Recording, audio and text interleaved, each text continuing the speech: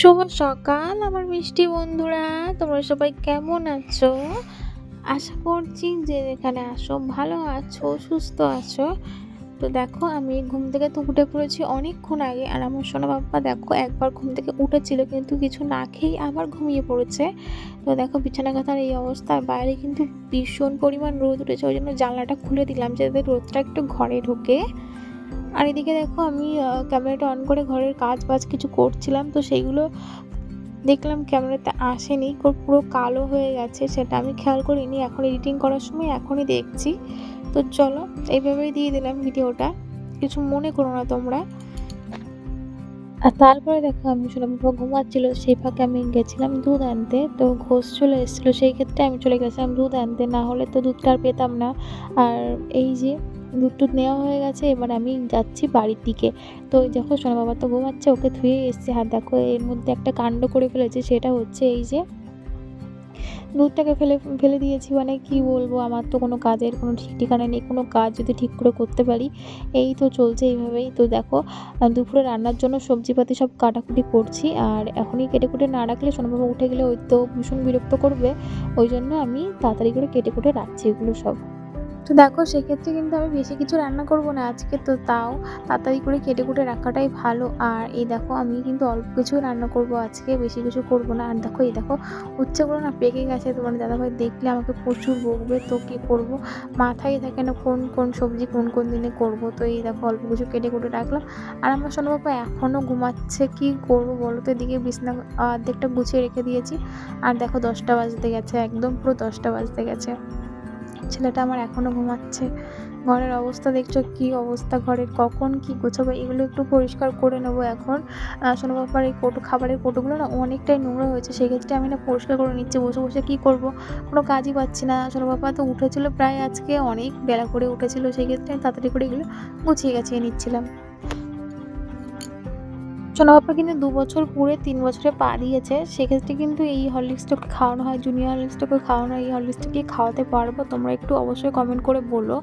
ওর আগের দিনকে ওর পাপা গেছিলো রক্ত দিতে, তো সেখান থেকে আপেল আর এই কলাটা দিয়েছিল। তো বাবা খেয়েছিল না। আরও অনেক কিছুই দিয়েছিল, ওর বাবা খেয়েছিল না। সেক্ষেত্রে সেগুলো রয়ে গেছে। আমি বলেছিলাম কেন রক্ত দিয়েছো? এই নিয়ে একটু ঝামেলা হয়েছিল। সেক্ষেত্রে ভিডিও দিতে একটু লেট হয়ে গেল আমার। তোমরা কিছু মনে করো না। দেখো এখানে যেগুলো থাকে আর কি, আমার ফেস ওয়াশ, তারপরে হচ্ছে পারফিউম বা সোনা পাপার ক্রিম, শ্যাম্পু, এগুলো একটু পরিষ্কার করে নিচ্ছিলাম। এগুলো একটু মানে রাস্তার পরেই একদম ঘর, তোমরা কিন্তু দেখেইছো আমার ভিডিওতে, রাস্তার পরে ঘর, সেই ক্ষেত্রে না ঘরে প্রচুর নোংরা হয়। তো ওই যে তাই সবসময় ঘরটা পরিষ্কার করার চেষ্টা করি। আর দেখো আমার তো একটুখানি ঘর, আর এই যে এইভাবেই পরিষ্কার রাখি আমি সারাদিন। আর সোনা বাবাকে নিয়ে তো কোনো কথাই হবে না, আমি একদিক দিয়ে পরিষ্কার করবো আর একদিক দিয়েও নোংরা করবে, ওই এটাই তো হয়। তো দেখো ওই যে সোনু পাপা কিন্তু, আমি কিন্তু অনেক অনেক জোর করে ওকে তুলেছি আজকে, প্রচুর জোর করে তুলেছি। আর এখন প্রায় 11:15 বাজতে গেছে, তো ছেলে আমার এখন ঘুমের থেকে উঠলো, তোকে ফ্রেশ ফ্রেশ করিয়ে নিয়ে আসলাম ঘরে। আর এদিকে দেখো ওর সরঞ্জাম নিয়ে বেরিয়ে গেছে, ওই যে খেলনা গাড়ি টাড়ি নিয়ে বেরিয়ে গেছে, আর আমার ক্যামেরাটা নিয়ে এদিক ওদিক যাচ্ছিলো। তো সেই ক্ষেত্রে আমি না ও একটু বকাই দিয়েছি, আমি যে ক্যামেরাটা ধরছো কেন, ফোনটা পড়ে যাবে বাবা। তো ও দেখো মানে রাগ করে ঘরে ওখানে বসেছিল, তো আমি একটু জল দিলাম, জলটা খেলো, আর একটু হরলিক্সটা গুলে দিলাম সকালবেলা, বিস্কিট দিয়ে হরলিক্স গুলে দিয়েছি, ওটাও খেলো। আর দেখো ঘরের বিছানাটা আমি রোজটার দিন কিন্তু বিছানাটা আমি এই রকমভাবে পরিষ্কার করে গুছিয়ে রাখি, আর আমার সোনা পাপ্পা রোজটা দিনই এরকমভাবেই বিছানা ঘোলাই। তো তোমাদেরকে দেখাচ্ছি কেমনভাবে বিছানাটা ঘোলাই। এখন দেখো ভাতটা তো বসিয়ে দিলাম, আর এদিকে কচু আর আলু সিদ্ধ হচ্ছে। এটা হচ্ছে আদা রসুনের পেস্ট, এটা করে রেখে দিয়েছি।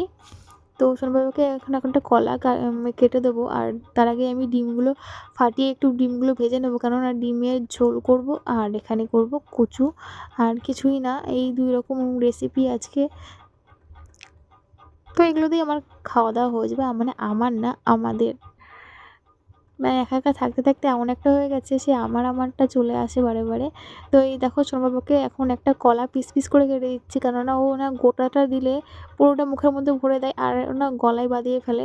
আগে একদিন এরকম হয়েছে, সেক্ষেত্রে আমি একটু সতর্কই হয়ে গেছি। তো এখন দেখো সুন্দর করে কেটে কুটে প্লেটে সাজিয়ে দিয়েছি, আর আমার বিছানার অবস্থা দেখেছো তোমরা। আর আমার সোনা পাপা দেখো এখানে শুয়ে শুয়ে কার্টুন দেখছিল, আমি বললাম সোনা পাপা ওঠো, উঠে কলাটা খাও। তো দেখো ও কতটা খুশি হচ্ছে, আর কলা খেতে খুবই ভালোবাসে। আমি তো মানে কি বলবো, আমি তো এতটাও ভালোবাসি না কলা খেতে, কিন্তু আমার সোনা যে এত ভালোবাসে কলা খেতে তো কি বলবো, কলা দেখলেই আগে ও পাগল হয়ে যায়। তো মানে দুটো ফল খেতে বেশি ভালোবাসে, কলা আর আপেলটা। তো সেটাই আমি দেওয়ার চেষ্টা করি সবসময়। তো এদিকে দেখো, এদিকে কচুটা কিন্তু সিদ্ধ হয়ে গেছে আমার, তো কচুটা আমি ছাড়িয়ে নিচ্ছি। এটা না প্রচুর খাটনির কাজ, তো মানে খেতে কিন্তু টেস্টি লাগবে, আর রান্নার সময় প্রচুর খাটনি হয়, তো একটা কিছু খেতে গেলে তো কষ্ট তো করতেই হবে। তো চলো, তারপরে কাজ বাজ গুছিয়ে নিয়ে সোনা পাপাকে স্নান করাবো। আজকের মতো ভিডিওটা এখানেই শেষ করছি। ভালো লাগলে অবশ্যই একটা লাইক কমেন্ট শেয়ার করে দিও। সবাইকে টাটা।